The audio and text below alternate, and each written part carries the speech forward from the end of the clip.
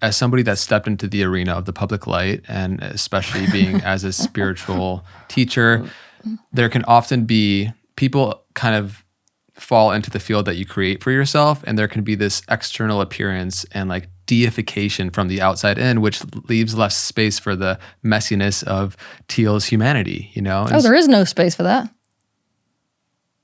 Keep going. I didn't mean to. No, but that's like, to feel that, like there's no space for that, you know? It's for anybody who's stepping into this space, like, you should run away from fame unless you have to be in the limelight for some important reason. I know that's a sad statement, but it's true. How have you navigated your own human shadow in the light of so much public perception? To be honest with you, it's become harder and harder to hold on to my light, not the shadow.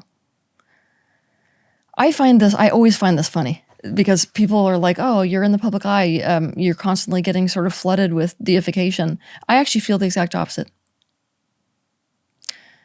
Also, what I'm losing touch with is, what I'm noticing that I'm losing touch with over the years is a felt sense of my importance for the people who I do matter for.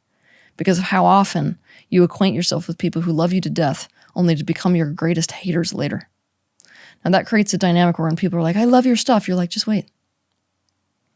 So what I'm noticing is that what's more magnifying that, you know, I'm having to work with constantly is the negative reflections.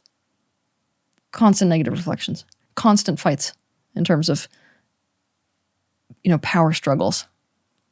Constantly, why should I be listening to you? And it's getting worse and worse with the younger generations because they don't want it. They actually leveled the playing field with fame. To a large degree, what social media platforms did was it gave everybody the impression that they can be in this position. So they're like, who are you? Yeah. There's that public, like when people perceive somebody that has a heightened level of awareness and has more answers to dimensions of life, that they can often put them on that pedestal. And then like we spoke to, it doesn't give as much space for your own humanity. And so I want you to speak into a little bit more of like when you fall and you fall into your shadow or you mess up or you get angry or whatever it is, and you're surrounded by individuals that don't expect that for you or maybe don't have the bandwidth or capacity to hold you in that space, then how do you relate to that in your own way? Oh, this is the hell of my life. It's literally the hell of my life.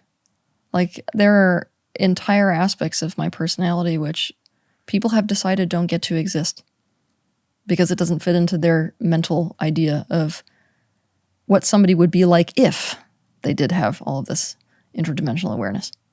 There's a big perception, especially within, I think, my field, that somebody who's got all this access to information